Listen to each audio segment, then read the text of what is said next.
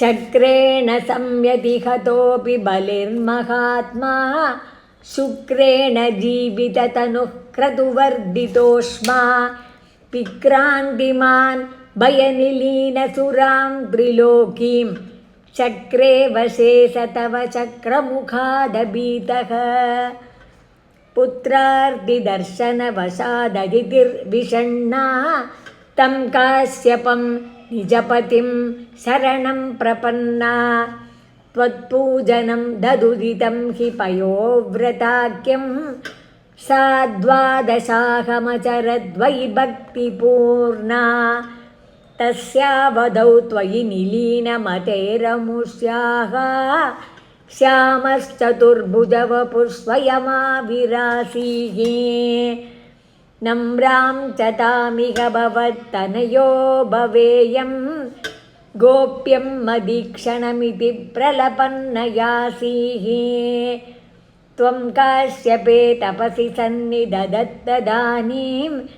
प्राप्तोऽसि गर्भमदितेः प्रणुतो विधात्रा प्रासूत च प्रकटवैष्णवदिव्यरूपं स्वाद्वादशी श्रवणपुण्यदिने भवन्तं पुण्याश्रमं तमभिवर्षति पुष्पवर्षैः हर्षाकुले सुरकुले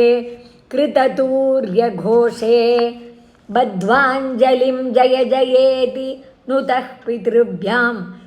त्वं तत्क्षणे पटुतमं भटुरूपमादाः तावत् प्रजापतिमुखैरुपनीयमौञ्जी दण्डाजिनाक्षवलयादिभिरर्च्यमानः देदीप्यमानवपुरीशकृताग्निकार्यस्त्वं प्रास्थिता बलिगृहं प्रकृताश्वमेधं गात्रेण भावि महिमोचितगौरवं प्राग्व्यावृण्वतेव धरणीं चलयन्नयासीः छत्रं परोष्मतिरणार्तमिवाददानो दण्डं च दानवजनेष्विव सन्निधातुं तां नर्मदोत्तरतटे हयमेधशालामासे दुषित्वहि रुचा तव रुद्धनेत्रैः बाष्वान् किमेष दहनोऽनुसनत्कुमारः योगीनुगोयमिति शुक्रमुखैः शशङ्के आनीतमाशु भृगुभिर्महसा विभूतैः त्वां रम्यरूपमसुरः पुलकावृताङ्गः भक्त्या समेत्य सुकृती परिपूज्य पादौ तत्तोयमन्वधृतमूर्धनितीर्थतीर्थं प्रह्लादवंशजतया क्रतुभिर्द्विजेषु विश्वासतोऽनुतदिदं